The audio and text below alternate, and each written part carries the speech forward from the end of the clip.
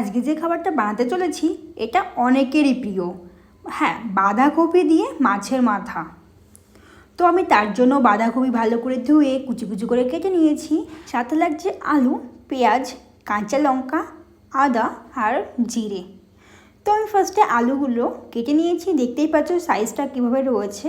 আর আদাগুলো কুচি কুচি করে কেটে নিয়েছি, কেটে থেতো করে নিয়েছি, সাথে লঙ্কাও। তোমরা এখানে আদা আর লঙ্কার পেস্টটা ইউজ করতে পারো, যেহেতু আমি অল্প পরিমাণে বানিয়েছিলাম তার জন্য আমি হামানদিস্তায় করে আদা আর লঙ্কা ভালো করে থেতো করে নিয়েছিলাম। তারপর কড়াই গরম করে দিয়ে দেবো সরিষার তেল, তার মধ্যে দিয়ে দেবো গোটা জিরে। গোটা জিরে কিছুটা ভাজা হয়ে গেলে দিয়ে দেবো আলু কুচি।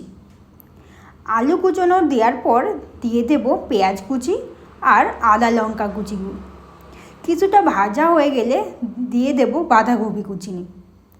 বাঁধাকপি কুচি দিয়ে হালকা নাড়াচাড়া করে দিয়ে দেবো লবণ আর হলুদ গুঁড়ি। তারপর ভালো করে নাড়িয়ে মিশিয়ে নিতে হবে। মিশিয়ে নিয়ে আমি ঢাকা দিয়ে দেবো। ঢাকনা খুলে মাঝে মাঝে চেক করে নেব যে সব কিছু ঠিক আছে কি না। তারপর অন্য একটা কড়াইয়ে মাছের মাথাতে হলুদ মাখিয়ে ফ্রাই করে নেব। মাছের মাথাটাকে বাঁধাকপির মধ্যে দিয়ে ভালো করে ভেঙে নিতে হবে। মাছের মাথাটা ভালো করে ভেঙে বাঁধাকপির সঙ্গে নাড়িয়ে চাড়িয়ে নিতে হবে। নামানোর কিছুক্ষণ আগে জিরে গুঁড়ো আর গরম মশলা গুঁড়ি দিয়ে কিছুক্ষণ কষালে রেডি হয়ে যাবে টেস্টি টেস্টি খাবার বাঁধাকপিতে মাছের মাথা। তারপর গরম গরম ভাতের সঙ্গে সার্ভ করুন।